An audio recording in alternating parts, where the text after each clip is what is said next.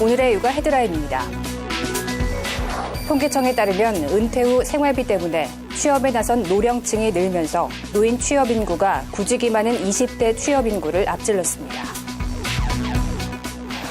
한국보건사회연구원에 따르면 우리나라 산모 10명 가운데 최소 1명은 산후 우울증을 겪지만 이와 관련해 상담을 받거나 산후 우울증 진단을 받은 경우는 많지 않은 것으로 나타났습니다. 어린이나 치매 환자가 위기 때 신호를 보내면 곧바로 경찰이나 소방관이 출동하는 안전 시스템이 9월부터 시범 운영에 들어갑니다. 이상 오늘의 육아 헤드라인이었습니다. 찜통 더위 속 열대야로 밤잠 이루기가 참 어려운 요즘인데요. 잠들기 1시간 전부터 방 안의 온도는 25도 정도로 미리 낮추고 유지하는 것이 좋습니다. 또 냉방기기를 켜놓고 잘 때에는 바람이 직접 몸에 닿지 않도록 유의하셔야겠습니다. 특소식부터 함께 하시죠. 우리나라 산모 10명 가운데 최소 1명은 산후 우울증을 겪지만 이와 관련해 상담을 받거나 산후 우울증 진단을 받은 경우는 많지 않은 것으로 나타났습니다.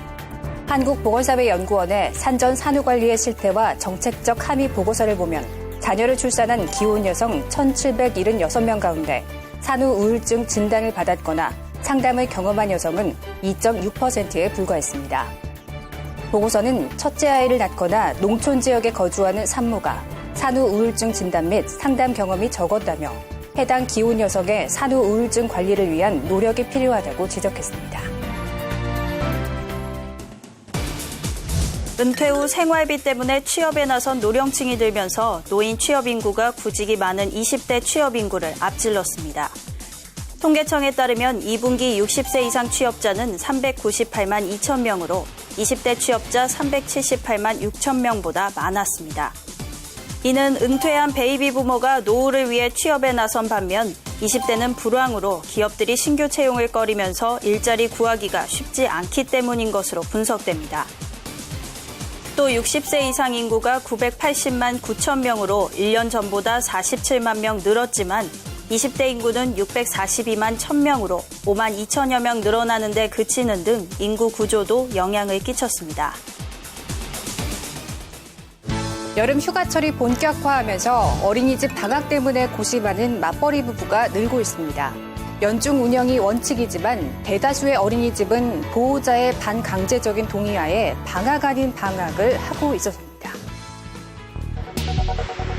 3살 나이를 키우는 직장인 이모 씨는 최근 걱정이 생겼습니다. 아이가 다니는 어린이집에서 7월 말에 여름방학을 할 예정이니 이 기간에는 되도록 가정학습을 해달라는 안내서를 보냈기 때문입니다. 당황스럽죠. 일단 갑자기 제가 휴가를 낼 수도 없고 신랑이랑 날짜를 갑자기 맞추기도 힘들고 이거 동의를 물어보긴 하지만 사실상 저희 아이만 등원을 안 한다고 할 수도 없잖아요. 그랬다가 또 나중에 불이익을 당할까 봐 걱정이 되기도 하고. 주부들이 모인 인터넷 카페에는 어린이집 방학 때 아이를 누구에게 맡겨야 할지 걱정하는 글이 계속 올라오고 있습니다. 사실 어린이집은 공휴일을 제외하고 연중 운영하는 것이 보건복지부가 정한 원칙입니다. 어린이집은 주 6일 이상 연중 계속 운영하는 것이 원칙입니다. 연중 운영이 원칙이기 때문에 교사 학예 휴가 사용을 한다는 등의 이유로 임시 휴원, 그러니까 방학을 하는 것은 불가합니다. 하지만 대부분의 어린이집은 보호자의 수요 조사를 거쳐 운영일 등을 조정해도 된다는 규정을 이용해 방학을 가정학습 기간이라는 이름으로 바꾼 다음 동의서를 받아 실시하고 있습니다. 복지부는 맞벌이 등 긴급 보육이 필요한 아동을 위해 휴가 기간 동안 당번 교사를 배치하라고 권장하지만 보호자 모두에게 동의서를 받았을 경우 휴원을 제지할 수 없는 것이 현실입니다. 주먹구구식 행정으로 맞벌이 부부들의 고민만 깊어지고 있습니다. 어린이나 치매 환자가 위기 때 신호를 보내면 곧바로 경찰이나 소방관이 출동하는 안전 시스템이 9월부터 시범 운영에 들어갑니다. 지난해 실종 신고된 사람은 총 3만 6천여 명. 하루 100명가량이 행방을 찾을 수 없게 되는 것입니다. 이 중 18세 미만 어린이와 청소년이 1만 9천여 명으로 가장 많았고 치매 환자가 9천 명으로 뒤를 이었습니다. 이런 사회적 약자의 실종 사건이나 범죄 피해를 줄이기 위해 정부와 민간이 손잡고 안전망 구축에 나섰습니다. 어린이나 여성, 치매 환자가 가지고 있는 전용 단말기로 도움을 요청하거나 안전지역을 벗어나면 통신사가 곧바로 이들의 사진과 보호자 연락처, 위치 정보를 각 지방자치단체의 유비쿼터스 도시통합운영센터 UCT에 전송합니다. UCT는 CCTV 등으로 상황을 정확하게 파악하고 경찰이나 소방기관에 신고해 즉시 대응하도록 하는 방식입니다. 지금도 위급 상황에서 보호자에게 알려주는 이동통신사 서비스는 있지만 단순히 어디에 있는지 알려줄 뿐 즉각 대응 시스템과는 거리가 멉니다. 사회적 약자에 대한 긴급 구조 방식이 획기적으로 개선되어 스마트 안전 시티 서비스를 시민들에게 제공할 수 있을 것으로 예상됩니다. 정부는 세종과 오산, 안양시에 9월까지 시범적으로 안전망을 구축하고 이후 서비스를 전국으로 확대할 계획입니다. 학교폭력 피해 학생이 줄어 5년 연속 감소세를 보인 것으로 나타났습니다. 교육부는 올해 3, 4월 초등학교 4학년부터 고등학교 3학년까지를 대상으로 학교폭력 실태에 대해 온라인 설문조사를 한 결과 이같이 나타났다고 밝혔습니다. 학교폭력 피해를 본 학생은 조사 대상의 0.9%인 3만 9천 명으로 지난해 1차 조사 때보다 0.1%포인트 줄었고 2012년 이후 5년 연속 감소세를 보이고 있습니다. 피해를 봤다는 학생 비율은 초등학교 2.1%, 중학교 0.5%, 고등학교 0.3%였습니다. 초등학생이 전체 피해 학생의 67.9%를 차지했고 특히 4학년 피해 응답률이 3.9%로 5, 6학년보다 높았습니다.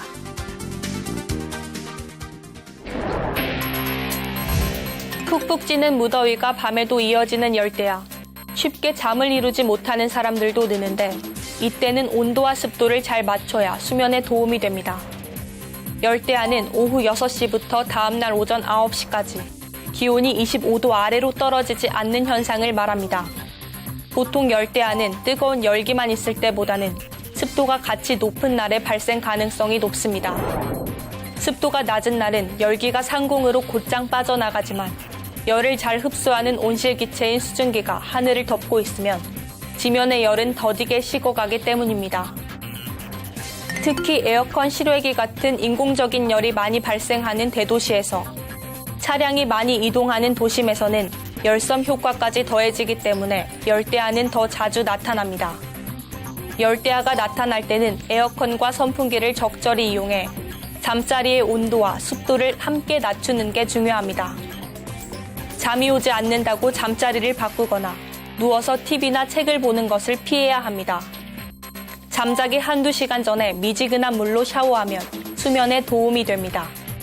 전문가들은 과일이나 물로 수분을 자주 보충해주는 것도 좋지만 지나치면 화장실을 자주 가게 되어 되려 수면을 방해할 수 있다고 조언합니다. 운전면허 시험이 점점 어려워지는 데다 방학을 맞아 면허 따려는 사람들이 몰리면서 불법 교습이 기승을 부리고 있습니다. 하지만 사고가 나도 보험 처리가 어려운 데다 각종 범죄에도 노출돼 있어 가격이 저렴하다고 해서 불법 교습을 선택하는 일은 없어야겠습니다. 경찰이 여름방학을 맞아 불법 운전교육 특별단속에 나섰습니다. 하반기 운전면허 시험이 어려워진다는 소식에 방학 기간 면허 취득에 나서는 학생들이 급증할 것으로 예상되기 때문입니다. 실제로 단속에 착수한 지 20여일 만에 71건의 무등록 불법 운전 교육 행위가 적발됐습니다. 합법적인 운전학원에서 벌어진 편법 행위와 시정명령 건수를 합하면 291건에 달합니다.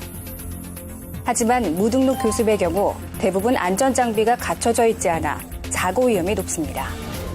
사고가 나더라도 보험에 가입돼 있지 않은 경우가 많아서 수강생들이 고스란히 책임을 떠안게 될 수밖에 없습니다. 무자격 강사 중에는 전과자도 상당수 포함돼 있어 각종 범죄에 노출될 위험성도 크다는 것이 경찰의 지적입니다. 일례로 자격 없는 강사를 채용해 보험에 가입도 하지 않은 채 교육생들을 가르쳐 8,500만 원을 챙긴 30대 남성이 최근 구속됐고 지난해 적발된 반값 운전교습학원에서는 학원 운영자와 강사 103명 중 13명이 성폭력 강력 범죄자로 전과 4범 이상자가 34명을 차지했습니다. 경찰은 불법 운전 교습에 대한 집중 단속을 이어갈 방침입니다. 연일 푹푹 찌는 날씨 탓에 온열 질환자 수와 온열 질환으로 인한 사망자 수가 예년보다 빠른 속도로 늘고 있습니다. 질병관리본부에 따르면 지난 7월 18일 광주광역시의 한 밭에서 작업하다 열탈진으로 쓰러진 82살 A씨가 숨졌습니다.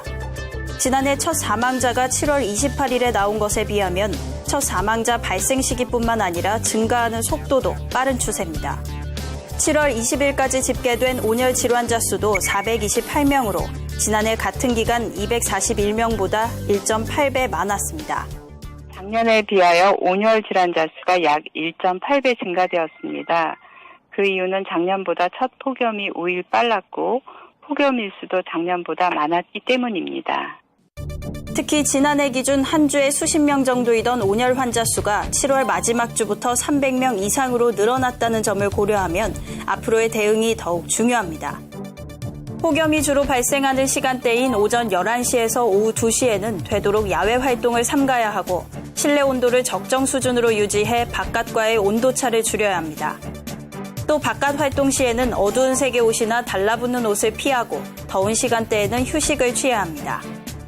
온열 질환에 걸렸다면 우선 시원한 장소로 옮겨 수분을 섭취해야 하고 상태가 좋지 않다면 즉시 119에 신고해 도움을 요청해야 합니다. 30도를 넘는 폭염이 기승을 부리고 있는 가운데 경기도 일부 자치단체가 청사광장에 어린이용 물놀이장을 개장했습니다. 시설도 깔끔하고 무료여서 더위에 지친 어린이들에게 좋은 피서지가 되고 있습니다. 아이들이 신나게 물놀이를 합니다. 물장구를 치고 미끄럼도 타고 물총도 쏩니다. 물 밖엔 30도가 넘는 폭염이 기승을 부리지만 물속 아이들 얼굴엔 한박 웃음이 가시지 않습니다. 날씨도 더웠는데 놀아가지고 시원해서 재밌어요.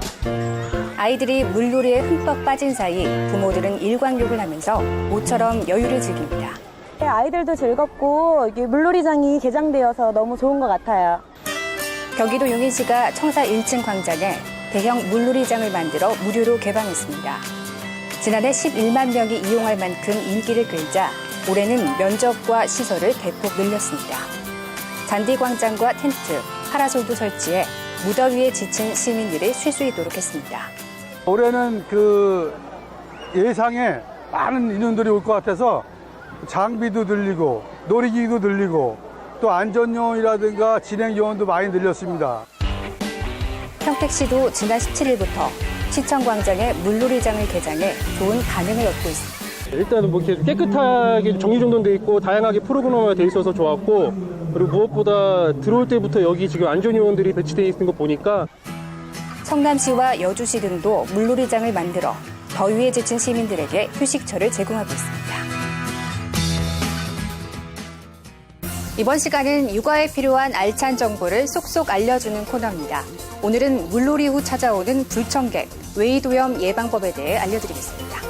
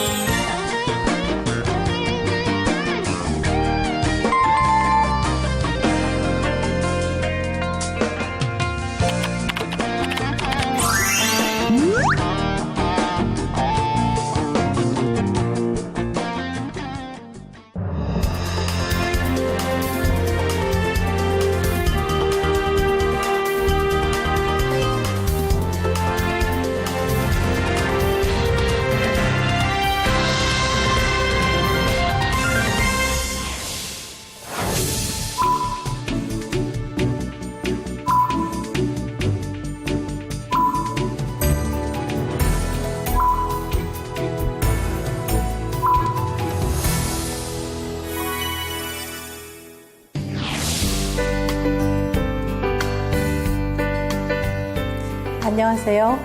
육아방송 시청자 여러분, 제2대 여성가족부 장관을 지낸 김금래입니다. 이렇게 육아방송 시청자분들과 만나게 되어 참으로 반갑습니다. 오늘은 아이를 키우는 엄마이면서 사회활동을 하는 여성들에게 드리고 싶은 말씀이 있어 이 자리에 나왔습니다. 제가 사회생활을 시작하던 1970년대와 비교하면 지금은 여성의 활동에 있어 기업 문화나 사회 환경이 많이 좋아졌습니다. 채용에 있어서 직접적인 차별도 없고 결혼했다고 노골적으로 퇴사를 강요하는 회사도 없고 본인만 열심히 잘하면 임원도 될 수 있는 시대가 되었습니다. 즉 모든 기회가 여성에게도 열려 있다는 의미입니다. 그러나 변치 않은 것은 자녀 출산과 육아를 둘러싼 어려움이라고 생각합니다. 우리나라는 여성의 경제 참여율이 30대 초반에 뚝 떨어지는 후진국 양상을 보이고 있습니다. 그만큼 아직도 임신과 출산 후 직업을 유지하기가 어렵기 때문입니다. 저도 지난 날을 되돌아보면 결코 쉽지 않은 길을 걸어왔다고 생각합니다. 아이가 울고 매달릴 때 열이 펄펄 나고 아픈 애를 떼어놓고 나올 때는 가슴이 미어지고 죄책감으로 많이 힘들었습니다. 육아 도우미 비용을 치르면 남는 것도 없는데 아이를 울려가며 직장을 계속 다니는 것이 옳은지 회의에 빠지곤 했습니다. 그러나 어릴 때 소원이 엄마 회사 뚝 끊는 것이라던 아이는 자라면서 일하는 엄마를 자랑스러워했습니다. 아이는 금방 자라 부모보다 친구가 더 좋은 나이가 되는데 10년이 걸리지 않았습니다. 여성가족부에서는 세일센터를 운영하며 경력 단절이 된 여성들을 재취업시키기 위해 노력하고 있습니다. 그러나 경력 단절 후 재취업하는 것이 더 나은 일자리일 경우는 많지 않습니다. 어렵더라도 직장을 유지하는 것이 장기적으로 경력면이나 경제면에서 훨씬 유리합니다. 그러므로 아이가 어릴 때는 주변의 도움을 받아 어떻게든 잘 견뎌내기를 권합니다. 그렇기에 자발적으로 회사를 그만두는 많은 여성을 볼 때마다 안타깝기 그지없습니다. 정부도 유능하고 아까운 여성들이 육아의 고비를 넘기지 못하고 회사를 떠나는 현실을 극복하고자 기업에서의 가족 친화 분위기 확산을 위해 노력하고 있습니다. 아직 일부이기는 하지만 가족 친화 기업 인증을 받는 회사가 늘어나는 것은 바람직한 일입니다. 지금껏 직업에 대해 말씀드렸다면 전업주부의 경우에는 취미생활이나 봉사활동 등 무언가 자신의 일을 하시기를 권해드립니다. 지금은 여성 평균 수명이 82세를 넘었습니다. 아이는 금방 자라 부모의 곁을 떠나 자신만의 세상으로 날아갑니다. 80년 넘는 인생을 자식만 바라보며 살면 자식도 부담스러울 것입니다. 의존적인 삶을 살지 말고 자신의 세계를 가꾸어 가기를 바랍니다. 가장 멋진 엄마는 자신의 일을 가진 엄마, 자신의 삶을 가꾸는 엄마, 아이와 같이 커가는 엄마가 아닐까요? 경청해 주셔서 감사합니다.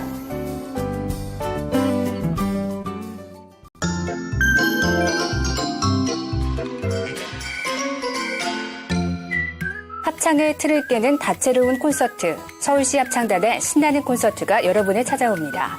오는 8월 11일 세종문화회관 대극장에서 열리는 이번 공연은 음악에 어울리는 영상과 무대 효과를 통해 여러분의 눈과 귀를 즐겁게 해줄 겁니다. 많은 관람 부탁드립니다. 여름방학을 맞이한 자녀와 부모가 함께 감상할 수 있는 클래식 공연 썸머 클래식이 화려한 막을 올립니다. 일시는 8월 13일이며 장소는 세종문화회관 대극장입니다. 100여 명으로 구성된 웅장한 오케스트라의 품격 있는 연주를 즐기며 가족과의 소중한 시간을 만들어 보시기 바랍니다. 2016 한여름밤의 콘서트, 아주 특별한 클래식의 향연에 여러분을 초대합니다. 일시는 8월 21일이며 장소는 예술의 전당 콘서트홀입니다. 한국을 대표하는 지휘자 정치용이 이끄는 강남 심포니 오케스트라와 바이올리니스트 김지윤, 첼리스트 이강호, 소프라노 서선영이 출연해 세계 음악사를 빛낸 주옥 같은 명곡들을 선사할 예정입니다. 관람을 원하시는 분께서는 육아방송 홈페이지에 초대권을 신청하시면 추첨을 통해 1인 2매씩 무료 초대권을 드립니다. 많은 참여 부탁드립니다. 자세한 사항은 육아방송 홈페이지를 참조하세요. 아이가 친구들과 놀 수 있는 나이는 5세 이후라고 합니다. 이전까지는 각자 따로 노는 경향이 강하다고 하는데요. 아이가 친구들과 함께 어울리기 시작할 때는 자기 순서를 지키고 또 남을 배려하고 양보하는 것처럼 사회화 과정이 필요하니까요. 부모님께서 적극적으로 도와주셔야겠습니다. 육아 포커스 마칩니다. 시청해주신 여러분 고맙습니다.